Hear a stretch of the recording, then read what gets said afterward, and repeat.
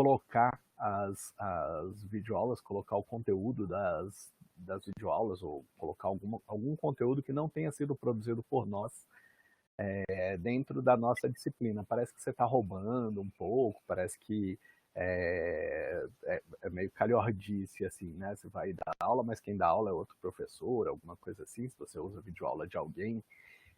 O que eu queria dizer é que a gente está num momento, né? Eu falei isso na outra vez, na edição passada desse curso, depois acho que foi até a Dani, né, Dani, que mandou para a gente um curso do Cortella, um vídeo, acho, do Cortella, falando sobre a era da curadoria.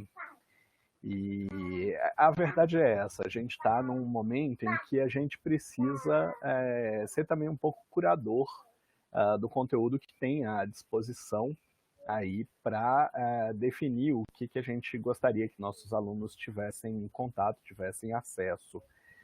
Então não se preocupem muito com utilizar material dos outros, não. Isso não é errado, não é feio, nada disso, não. Vocês estão, ao escolher materiais de boa qualidade, mais ou menos como vocês escolhem um texto de boa qualidade para ser discutido no curso, e não precisa ser um texto de autoria de vocês, ou que vocês escolhem um filme para passar no curso, e não precisa ser um filme que vocês produziram, nem nada, vocês também vão fazer uma curadoria, de repente, de videoaulas. Então, uma possibilidade é você não gravar videoaulas, mas ir atrás de vídeos produzidos com aquele conteúdo por outras pessoas e que possam ser úteis ali para o aprendizado dos seus alunos, né? Na rodada passada desse curso, eu estava trabalhando muito com alunos da FCE ali, né, de Ceilândia, e muita gente da área de saúde, eles falando que queriam vídeos com determinados temas de alta qualidade, iam gravar esses vídeos, estavam tendo um trabalhão para gravar esses vídeos, e era basicamente um tema que o Drauzio Varela tinha trabalhado num vídeo excelente dele algumas semanas antes. Né? Então, por que a gente vai se matar para fazer um vídeo com a qualidade de um vídeo que o Drauzio Varela produz? Se tem um vídeo do Drauzio Varela lá, né? Então, considerem sim a possibilidade de criar playlists, e o YouTube pode fazer isso por vocês, né? Todo mundo que tem uma conta do Gmail tem uma conta no YouTube e pode produzir playlists usando vídeos de outras pessoas, não precisa ser a produção dos próprios vídeos ali. Você vai organizar aquilo no formato das suas aulas e disponibilizar depois para os seus alunos o link para aquela playlist. Isso, Dani, é esse vídeo que você postou aí agora falando sobre curadoria. Não precisa ser só de vídeo, tá? Curadoria de qualquer tipo de material.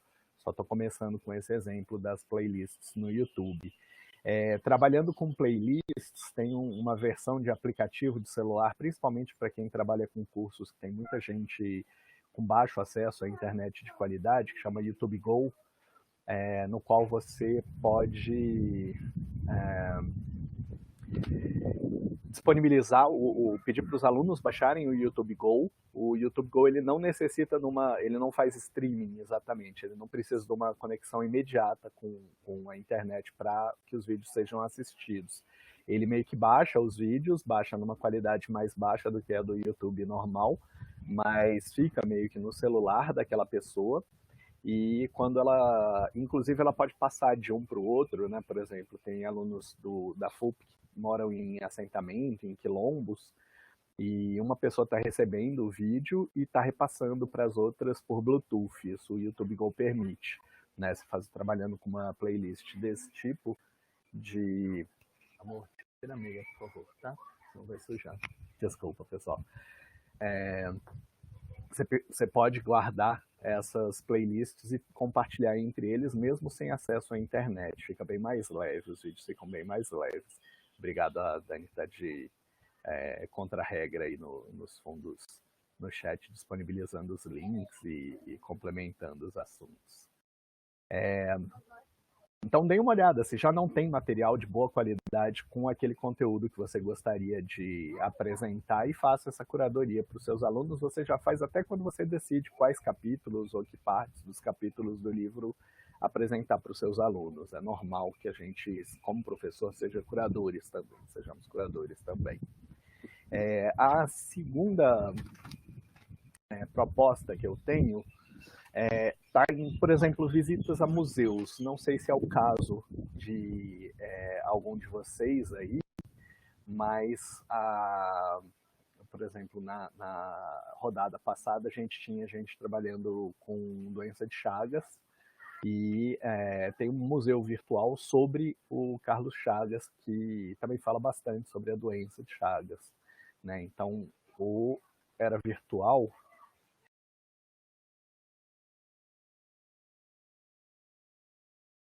é isso que está no chat aqui agora. A Era Virtual é um museu virtual, você pode passear por dentro, e dá para fazer ver as exposições se tiver.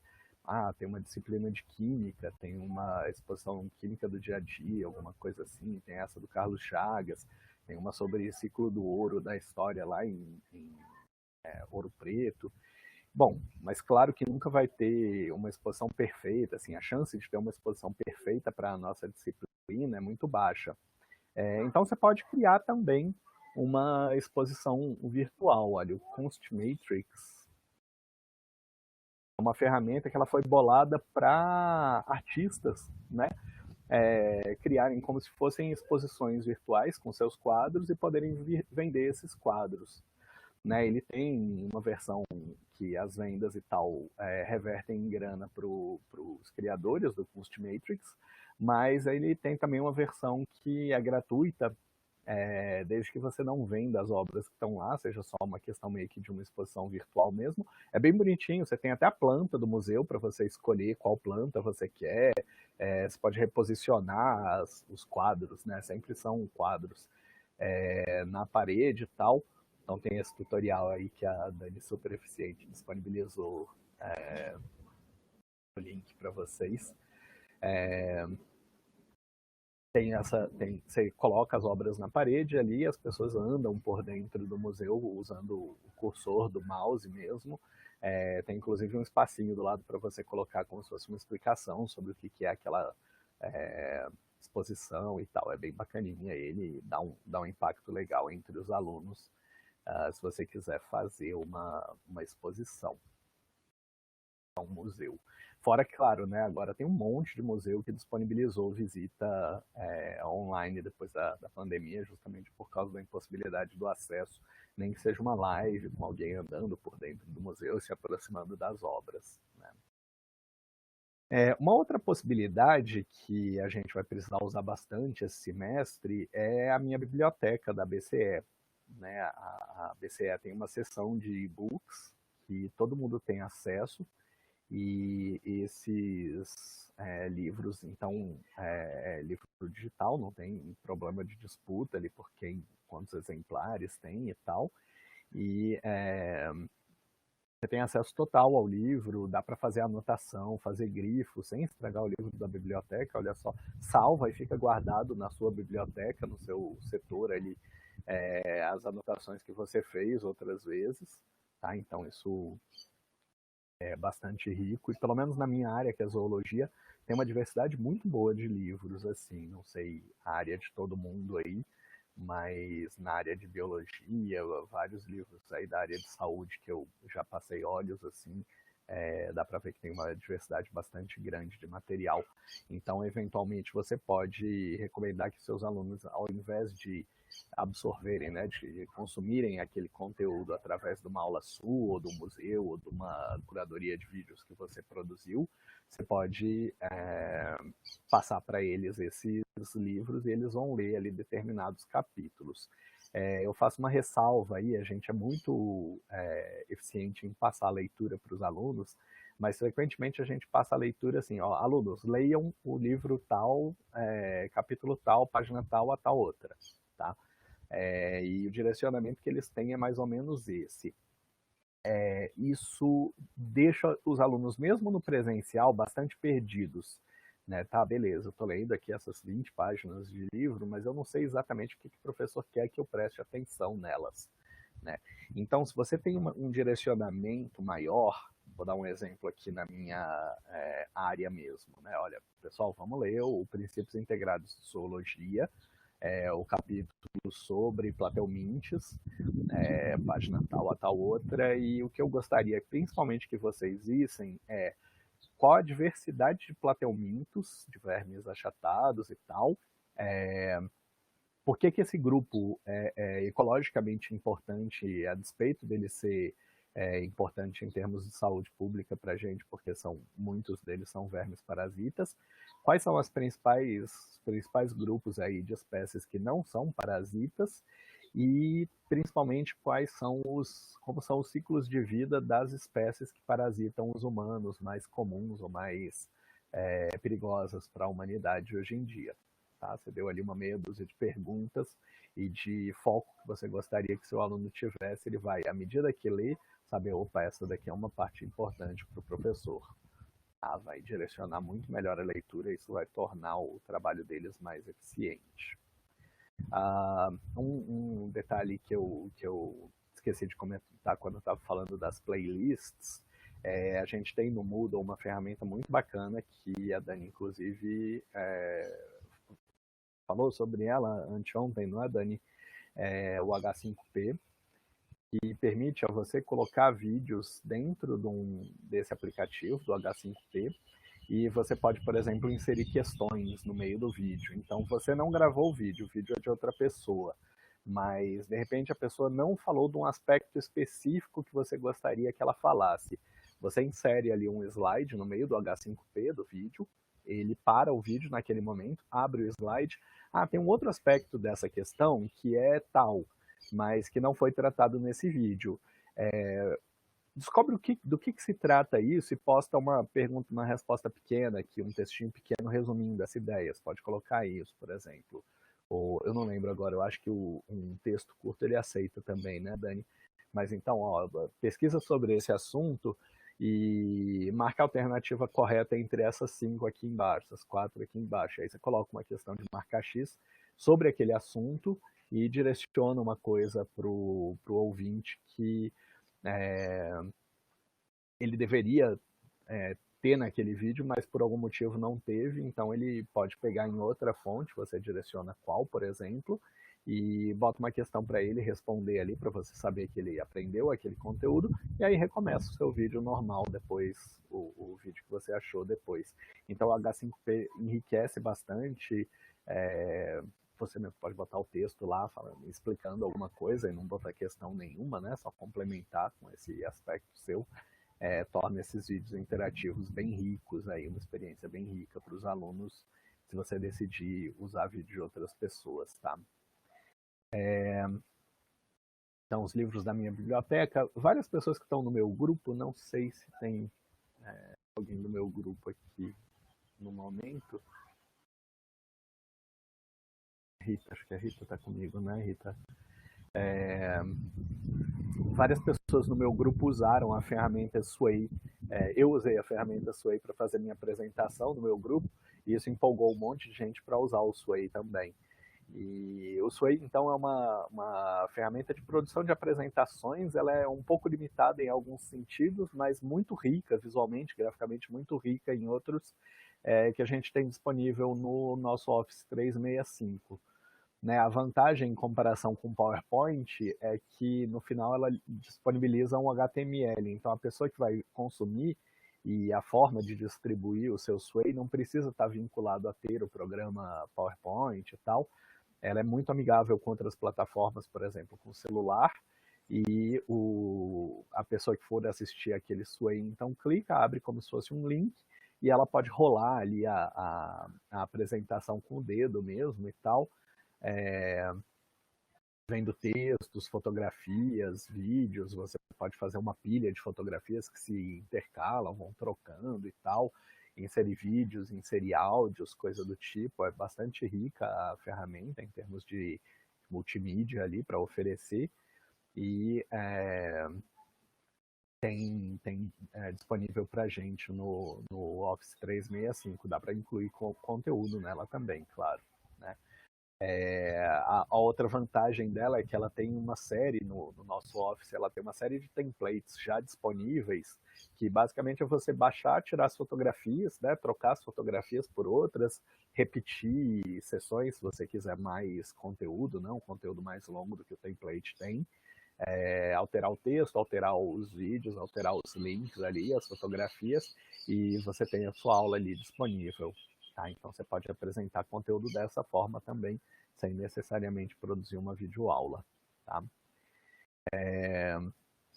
Em seguida, várias pessoas, inclusive no meu grupo, não vou lembrar quem foi exatamente agora, mas trabalham com aspectos mais ou menos históricos. Vou dar um exemplo claro da rodada passada aqui, que eu me lembro, que tinha uma professora que ela precisava apresentar a mudança do conceito de saúde ao longo da história. Né? Então ela queria contar que antigamente era uma coisa mais de curar doenças, depois passou a ser um conceito de trazer para o normal desvios desse normal de saúde, e depois passou para uma coisa de melhorar o nível desse normal, né? De, sei lá, produzir um super-humano, como ela colocou lá, cada vez melhor, mais eficiente e mais bem-estar, digamos. Tá? E ela queria apresentar isso para os alunos numa forma de, como a OMS e tal mudou essa compreensão de saúde ao longo do tempo, blá blá blá. Eu propus a ela criar uma linha do tempo, né? Você tem, por exemplo, o Canva, que é uma ferramenta de produzir material visual, principalmente, né, de design, permite você criar linhas do tempo. O próprio H5P cria linhas do tempo também, mas eu gosto muito de uma ferramenta que chama TimeToast. Também tem um tutorial lá no Rio sobre TimeToast, que ele apresenta as linhas do tempo de uma forma muito interativa. Então você pode criar períodos ou você pode criar eventos, e esses períodos ou eventos vêm com uma caixinha, né? Quando o aluno clica em cima, às vezes passa o mouse em cima, ela já abre a caixinha com um texto explicando aquilo, contextualizando um pouco mais do que só o título, né? Ou com fotografias, ou com vídeos, ou com links externos. Então, se você cria uma linha do tempo relativamente cheia de eventos e longa, ela fica muito rica de informação ali por conta desses links, desses videozinhos, fica bastante bacana. O legal dela também, novamente, né? Você pode criar a sua linha do tempo. De verdade, em português tem pouco conteúdo, mas se você der uma fuçada, de repente até encontra linhas do tempo já prontas com o conteúdo que você gostaria. Porque quando a gente pega o pacote gratuito do TimeToast, você não pode criar linhas do tempo secretas, assim, só você pode usar. Elas todas ficam disponíveis para qualquer pessoa usar. Então acaba que eles têm muito conteúdo produzido, guardado lá dentro já também. Tá? Deem uma olhada, de repente dá para achar alguma coisa legal para vocês, contando essa história mesmo, né? Eu vi um outro dia de história do rock and roll, coisa do tipo, que é muito legal, é muito rica ali nos clipes, nos trilhas sonoras que eles incluem, então fica bem rico esse material para o seu aluno navegar ali depois. Claro, todas essas coisas, gente, que eu estou falando, elas servem também como forma de produção de conteúdo pelos alunos, né? Estava conversando com a Karina, eu acho, aqui no começo, ela falando que tem muita atividade dos alunos dela que eles produzem conteúdo, eu gosto de fazer isso também. Então, pode aparecer uma aula que você peça ao seu aluno para criar uma conta no TimeToast e ele produzir uma linha do tempo para a disciplina que depois você vai avaliar. Tá? Isso é plenamente possível de ser feito. Aqui, agora eu estou focando especificamente em como você apresentar conteúdo para os seus alunos. Tá? Então, linha do tempo é uma opção também. Outra ferramenta bacaninha, né, divertida até para o seu aluno desenvolver, são os que a gente chama de WebQuest. Agora há pouco eu falei dentro da minha biblioteca, né, de você fazer como fosse um estudo dirigido e entregar o material para o aluno entender aquilo. Uma alternativa a isso é você não entregar o material. Tá? Então você pode fazer um estudo dirigido com uma série de perguntas e passar, olha, essa bibliografia aqui deve te ajudar, tá? E no final o aluno apresenta aquilo para você, demonstrando que conseguiu encontrar aquelas informações. Mas uma alternativa a isso é você passar um estudo dirigido e deixar aberto aonde o aluno vai descobrir aquelas perguntas. Tá? E aí no final ele vai apresentar não só as respostas, mas nesse eu vou explicar como eu uso essa atividade. No final ele vai apresentar não só as respostas, mas também aonde ele encontrou aquelas respostas. E isso é muito bacana porque na hora de apresentar você vai ver que alguns grupos discordam, as respostas diferem entre si. E aí isso é bacana para a gente perguntar, olha, vocês conseguem me acompanhar? Porque aqui apareceu para mim que está com problema de conectividade. Pronto, sumiu aqui o aviso de problema de conectividade. Deu uma osciladazinha na rede. Bom, então quando os alunos têm respostas diferentes para a mesma pergunta, é muito rico porque você discute com eles aonde eles conseguiram essas respostas e dá para perceber assim, níveis de qualidade. Beleza, então a gente obteve informações conflitantes. Qual das duas vocês confiam mais? 6 alunos da sala obtiveram a resposta A, 2 obtiveram a B, então a gente vai, estatisticamente, a maioria ganha ou não é democrático? Esses 2 pesquisaram, sei lá, nos periódicos CAPES. Esses 2 aqui pesquisaram na Wikipedia, ou pesquisaram no Brasil Escola, sei lá. Que será mesmo que seja a maioria tenha obtido uma resposta A, de repente a qualidade do recurso utilizado pelos 2 que obtiveram B é maior, então a gente poderia confiar mais, alguma coisa assim.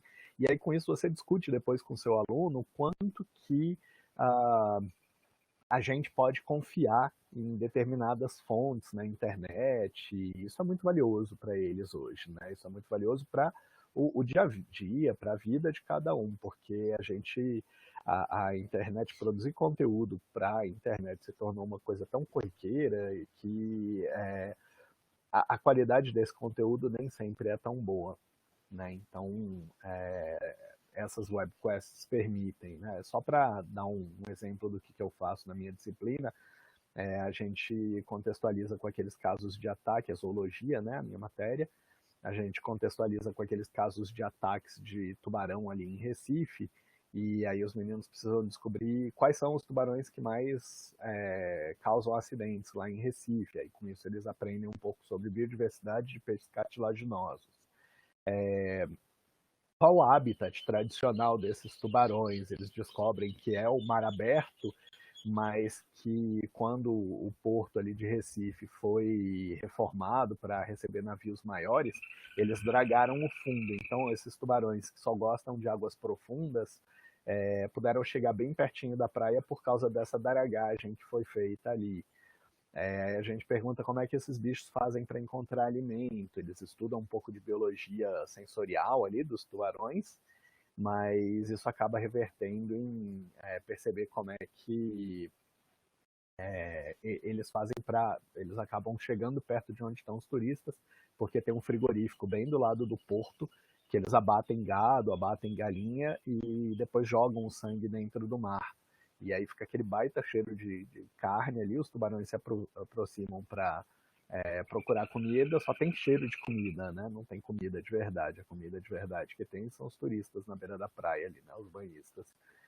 Então eles vão montando esse quadro dos acidentes com tubarão em Recife a partir do estudo que eles fazem da biologia dos tubarões. E aí como tem uma questão meio sinistra por trás ali, eles acabam ficando bem embolados assim para fazer a atividade e procurar essas informações online aí para entendendo esses casos e constantemente absorvendo essas informações. Tá? Então, esse é o WebQuest. Se vocês forem olhar tem alguns tutoriais de WebQuest, ou até ferramentas, na verdade, para fazer online, que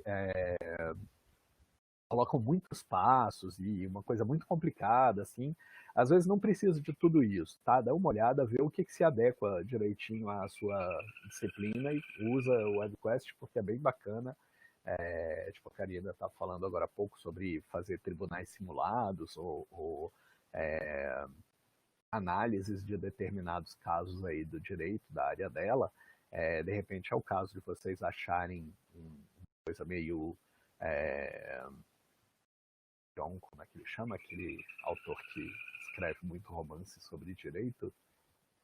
O caso do Pelicano, lá, Protocolo Pelicano, alguma coisa assim. Bom, um filme, um roteiro desses muito voltado aí para o direito, se transformar num webquest desse, os alunos ficam bem pilhados de fazer.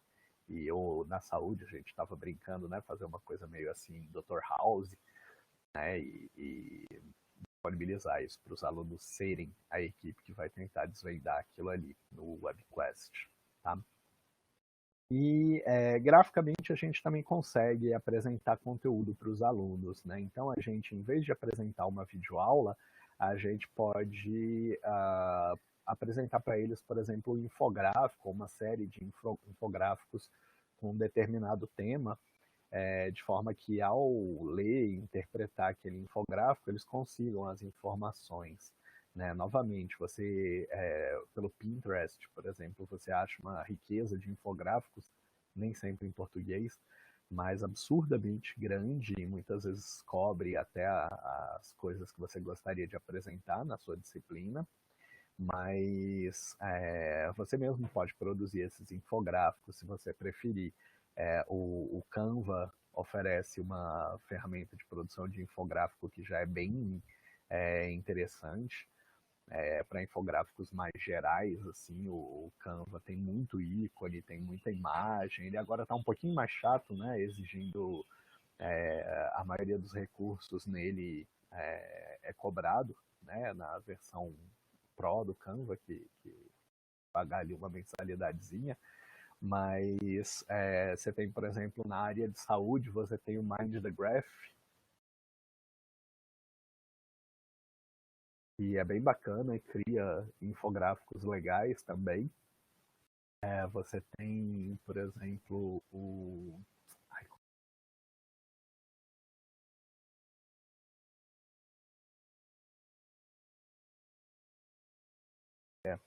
já vou lembrar o nome da ferramenta que faz só infográfico mesmo.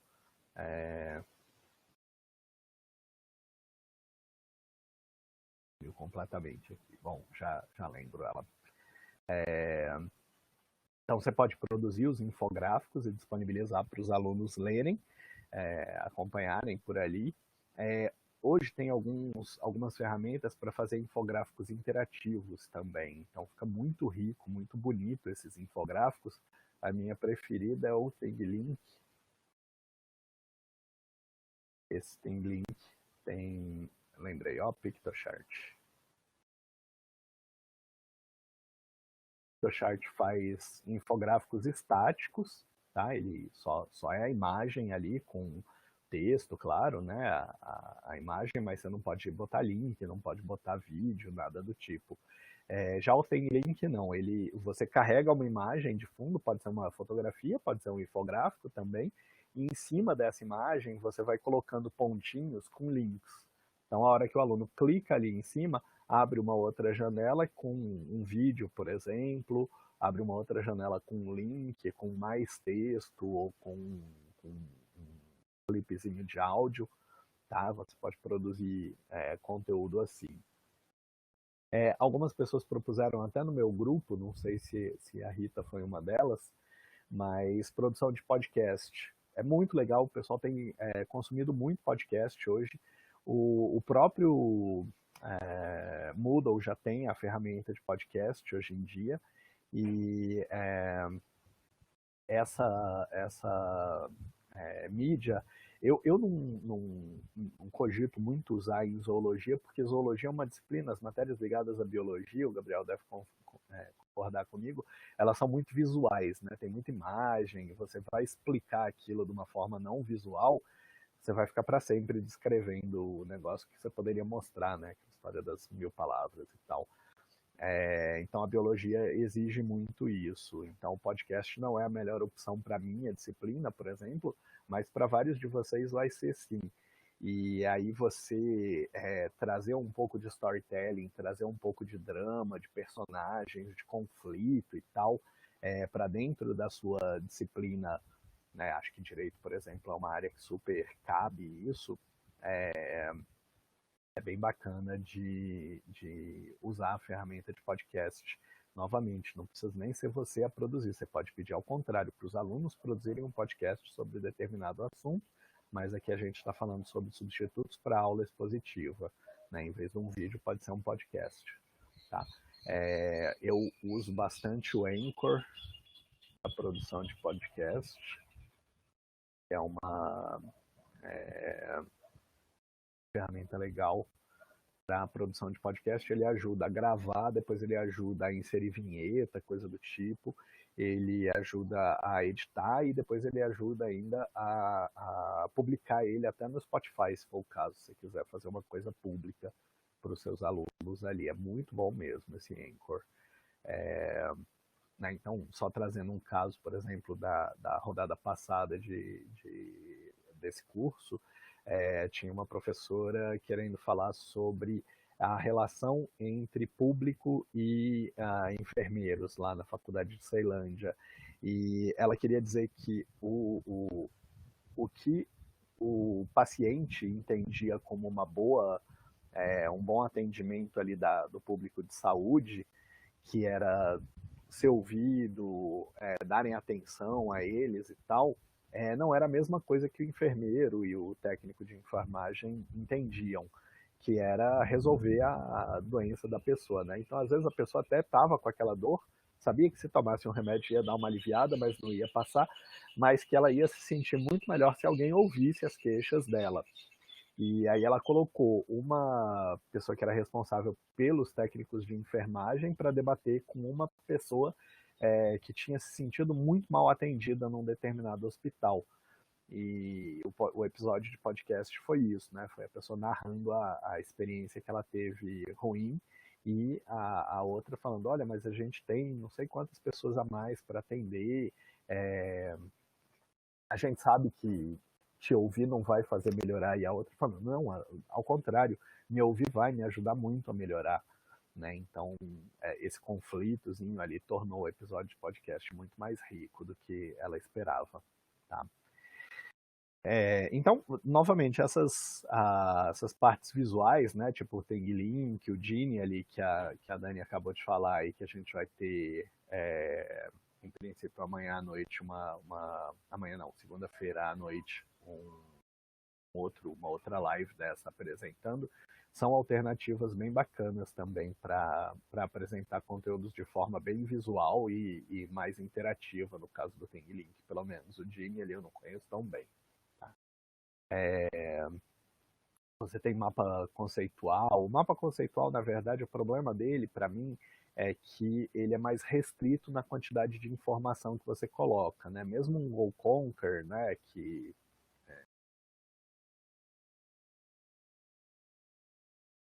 é uma ferramenta para fazer fluxograma e mapa conceitual, ele permite também que você inclua ali um texto maior, um link, um videozinho, uma tabela, sei lá, dentro do seu mapa conceitual.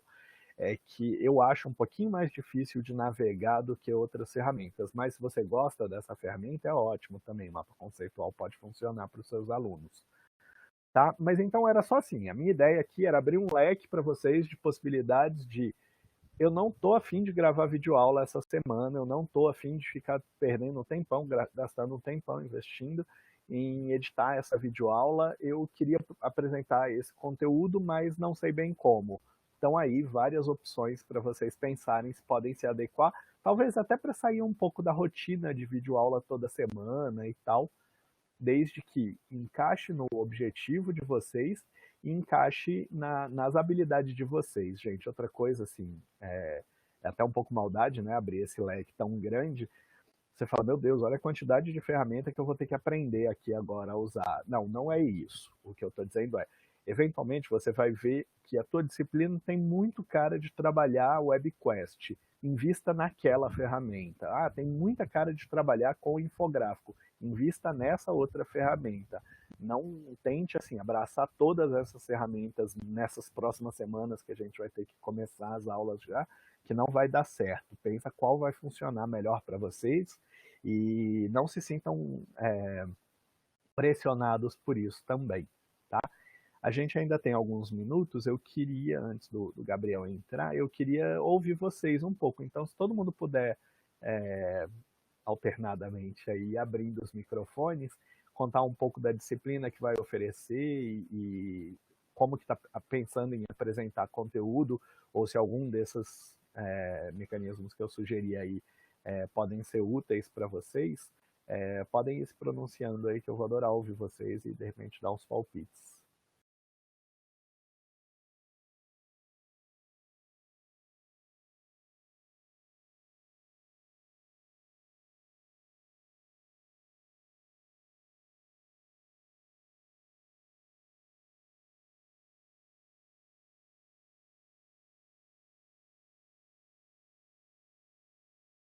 Rita, abre seu microfone, Rita. Vamos conversar. Eu não lembro exatamente qual era o seu plano de aula de imediato, assim. Conta pra gente que a gente vai discutindo. Deixa eu ver se eu consigo abrir eu mesmo o microfone. Eduardo, aqui é Karina. Oi, De novo, Karina. se eu puder fazer uma pergunta, obrigada por ter aí apresentado um rol de possibilidades, né? Eu queria só fazer uma pergunta, porque eu ainda não comecei a gravar algumas aulas, né? Mas você disse que é bem, que gravar essas videoaulas pode ser bem difícil. Eu tava achando que ia ser fácil. E porque eu tava achando que eu ia só jogar lá o PowerPoint e ia comentar, fazer os comentários que eu faço como se eu estivesse dando aula, né? Uhum. Por que você disse que seria difícil gravar a videoaula e qual seria o melhor programa, né? Porque tem o Loom, tem o, o outro da Microsoft, tem algumas opções, né? Qual deles é o mais fácil para gravar videoaula? Eu sei que o tema não é videoaula, mas é porque você falou que pode ser difícil, e aí eu fiquei Não, sem pensando problema. tá ligado ao aplicativo mesmo para gravar Não, vídeo. você vai precisar de nem que seja um mini estúdiozinho, por mais improvisado que seja, você vai precisar de um bom microfone. Você vai precisar se preocupar com fundo. Outro dia alguém até perguntou, nossa, que bonito o seu fundo atrás, onde você conseguiu? Ele falou, não, é no meu jardim mesmo esse. Vai se preocupar com o fundo atrás para não poluir, não chamar mais a atenção do seu aluno do que o que você está falando. Vai precisar se preocupar com produzir os slides ali, né? Tudo bem, isso a gente já faz para as nossas aulas mesmo. Vai precisar se preocupar com, depois de gravado, eventualmente você pode precisar editar. Para falar a verdade, as minhas videoaulas que eu já usava, né, porque eu usava uma metodologia que chama sala de aula invertida, eu produzi videoaula do meu curso inteiro em 2016, mais ou menos, carreguei isso tudo no YouTube, e aí os alunos, eu passava para eles de dever de casa assistir as aulas, então até a semana seguinte eles assistiam as aulas dentro de uma ferramenta que eu usava chamada Playposit, na qual eles tinham a videoaula com as perguntas no meio, igual eu falei que agora eu estou fazendo no H5P. Faltando 15 minutos para a aula, a minha monitora entrava no Playposit e fazia para mim um relatório das questões que os alunos tinham acertado ou errado dentro do vídeo. Essas questões ficam intercaladas no vídeo. Tá? Então eu entrava em sala de aula sabendo exatamente onde os alunos estavam com dúvida. Eu usava os 10, 15 primeiros minutos da aula para tirar as dúvidas deles com relação a esses vídeos e para puxar a orelha dos que não tinham visto, porque a ferramenta também entrega. E no final eu começava com uma atividade dessas, por exemplo, ó, essa semana eu quero que vocês produzam um infográfico usando o PictoChart sobre, sei lá, vermes plateumintos, né? Eu usei o exemplo agora há pouco. Tá? Façam um sobre quais as medidas de higiene e quais as medidas de tratamento para evitar aí infestação por esses vermes. E aí eles produziam esse conteúdo como se fosse para entregar para um professor ou para usar em aula. Tá? Então, essas minhas videoaulas eu fiz elas de uma forma muito caseira, assim, sem muita edição dos vídeos em cima depois. Eu usei uma ferramenta chamada Screencast-O-Matic, que ela é uma ferramenta como o Loom, né, de gravar a tela.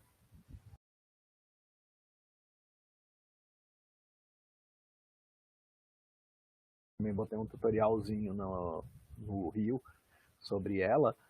Mas, desculpa, só o pessoal que está no chat, se vocês quiserem participar, conversar com a gente sem ser pelo chat, se vocês saírem e voltarem rapidinho, só voltem com o microfone habilitado que vocês podem falar, como a Karina falou agora há pouco. Tá? Então, todo mundo me ouve? A Rita falou que não está conseguindo me ouvir, todo mundo está me ouvindo? Sim? Beleza. Então, a videoaula, se você vai editar, se você vai ter que fazer um processo um pouco mais longo depois, ela é um pouco mais complicada, sim, tá? Mas também não é nada disso. É muito importante dizer que, primeiro, sua videoaula ela não precisa ser o vídeo do Drauzio Varela, que eu comentei mais cedo. Ela precisa ser eficiente para você passar a sua mensagem para o aluno. Se você não tiver uma câmera que vai gravar só o áudio com o seu slide no fundo, não costuma ser tão rico, os alunos mesmo ficam meio... os meus eu comecei fazendo assim, e eles ficaram meio desagradados, assim, falavam aquela voz vinda do além, assim, e tal, não gostavam muito, preferiam ver minha carinha ali no canto do slide. Mas você pode fazer dessa forma também. Minhas videoaulas passa moto no fundo fazendo barulho, cachorro latindo, criança gritando, coisa do tipo. Então dá para ser uma coisa mais caseira, assim, ela não precisa ser perfeita, mas mesmo ela mais simplificada, ela dá um pouquinho mais de trabalho. Mas é uma ferramenta plenamente válida e interessante para a gente, sim, Rita. Foi a Karina, né? Viu, Karina, não é tão trabalhosa assim, não. É porque, como os comentários feitos aqui, né, a impressão que eu tenho é que as ferramentas que você apresentou são mais difíceis do que a videoaula. Pode ser. Para começar, pode ser. Quer ver, Karina, olha, assim, eu sugeriria, assim, a questão do recurso vai muito da afinidade que você tem com a ferramenta, né, Bessa? O Bessa gosta muito de trabalhar com screencast. Eu gosto de trabalhar com o Loom, porque eu acho que é uma ferramenta um pouco mais simples. Mas a gente tem agora também o próprio streaming, né, dentro do pacote Office 365. Se você quiser ir para uma ferramenta um pouquinho mais avançada, é o próprio OBS. Assim, a minha sugestão para você nesse momento é testa essas ferramentas, vê qual que você se sente mais à vontade, né? Para que a gente já tenha esse primeiro contato, desafio de gravar uma videoaula. Se eu ainda crio uma barreira aí que é a própria ferramenta, esse processo fica mais difícil ainda. Então, a minha indicação para você é testa essas possibilidades e vê qual que você se adapta melhor. Então, assim, eu sempre digo, a melhor ferramenta é aquela que me serve. Então, não é aquela que vai exatamente, aquela que eu tenho tranquilidade para usar. Mais alguém abriu o microfone e gostaria de falar um pouco? De nada, Karina.